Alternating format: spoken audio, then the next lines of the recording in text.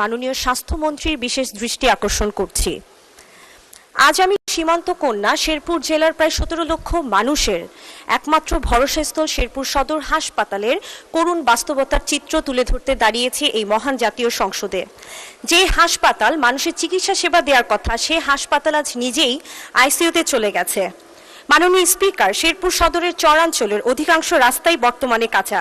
সেই দুর্গম পথ পাড়ি দিয়ে যখন একজন অসুস্থ ব্যক্তি, একজন মুমূর্ষু রোগী কিংবা গর্ভবতী মা জীবন বাঁচানোর শেষ আশায় শেরপুর সদর হাসপাতালে এসে হাসপাতালের বেড না পেয়ে হাসপাতালের মেঝে, বারান্দা কিংবা করিডোরে দিনের পর দিন কাতরাতে থাকে, বিষয়টি অত্যন্ত হৃদয় বিদারক। যেখানে সিনিয়র কনসালটেন্টের 10টির মধ্যে 10টি পদ শূন্য, সেখানে প্রতিদিন 700 রোগীর চাপ সামলাতেই হিমশিম খায় চিকিৎসক, নার্স, পরিচ্ছন্নতা কর্মী, নিরাপত্তা কর্মী। এখানে অ্যাম্বুলেন্স রয়েছে কিন্তু চালক নেই, 9তলা ভবন রয়েছে কিন্তু রোগীদের জন্য পর্যাপ্ত লিফট নেই।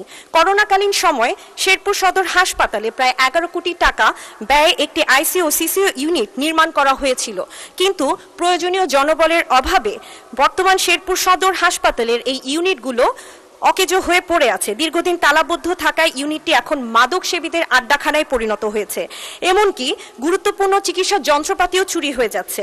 দালাল, চোর, ছিনতাইকারী ও মাদক সেবীদের অভয়ারণ্যে পরিণত হয়েছে হাসপাতালের একটি অংশ। পাশেই ময়লার ডাস্টবিনের দুর্গন্ধ যেন সুস্থ মানুষকে অসুস্থ করে তুলছে। 2018 সালের পর থেকে এই সদর হাসপাতালের স্বাস্থ্য বিভাগের কোনো স্টাফ আর নিয়োগ দেওয়া হয়নি। গত 8 বছরে 6 বারের মতো নিয়োগ পরীক্ষার তারিখ দেওয়া হলেও কোনো এক অদৃশ্য শক্তির কারণে পরীক্ষাটি বারবার পিছিয়ে যায়। মাননীয় স্পিকার,